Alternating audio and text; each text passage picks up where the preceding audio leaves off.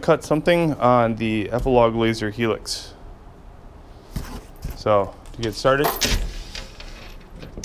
turn the power on the side and come over here and turn the vents on.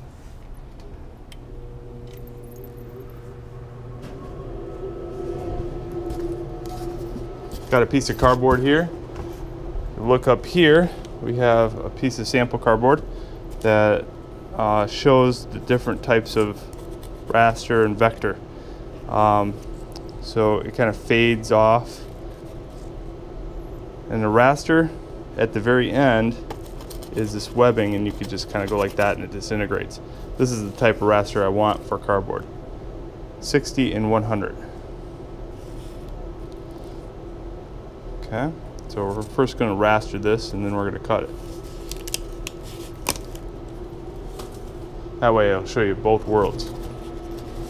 So we put our product in the laser,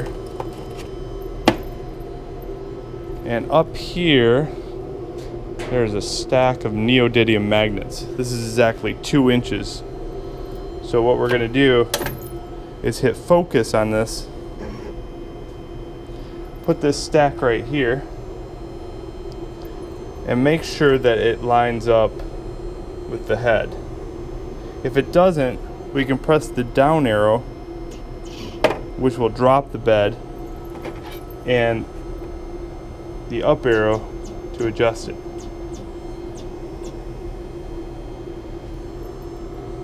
Okay.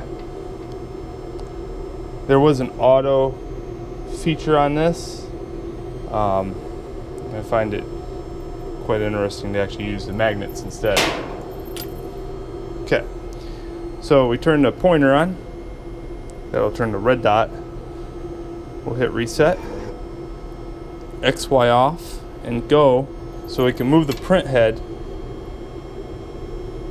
right there to the corner with the red dot and set home. Set home, and that will lock this into position.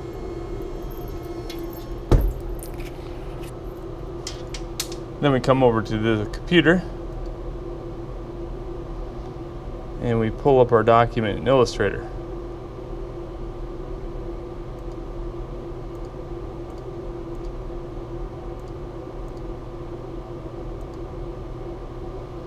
This document is built into 2 different, it's got a cut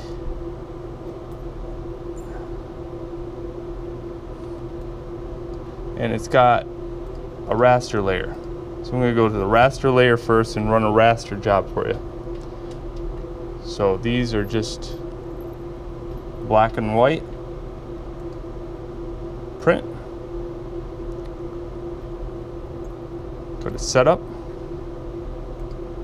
You're going to look for the Epilog laser that is not grayed out. In this case, this one is grayed out, so it's actually this one. Go to preferences. We want a raster job, and as I said, that we just matched the settings on this piece of cardboard. So 60 speed, 100% power. The product is 14 by 9, so we type that in here. Then we go ahead and hit OK. And print. If done correctly, and print one more time. If done correctly, it should show up the job here on the menu, and then we could just hit go. And away it goes.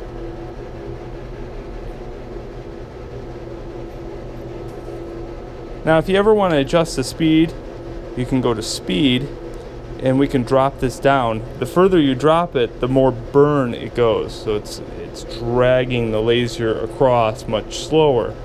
So that's how I figured out the settings to begin with. I just kept doing the speed lower until I got the results I wanted. So that's how I achieved this. We can adjust speed the same way, and power. Speed and power, both can be adjusted real time right here. For raster only. For vector, you cannot adjust. Alright, so when this gets done, I'll show you how to cut.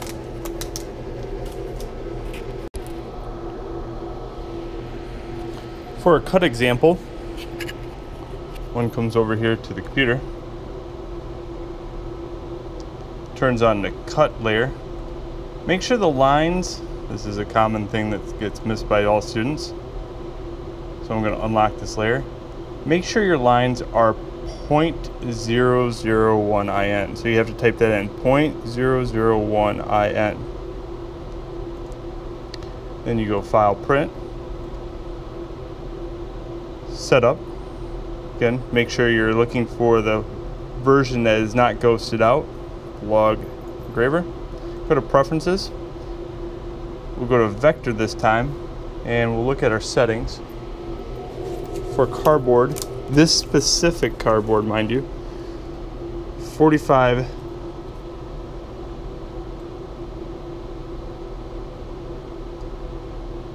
90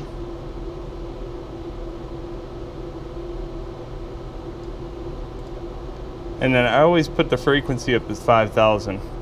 Now 5,000 just means that the laser shoots at a frequency and it's shooting more times per second. So the hertz makes it go through the product a lot faster.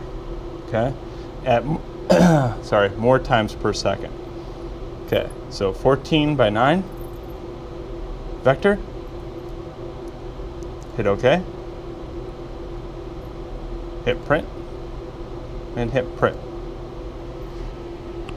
Now before you turn this job on, you must turn that switch on to send CO2 gas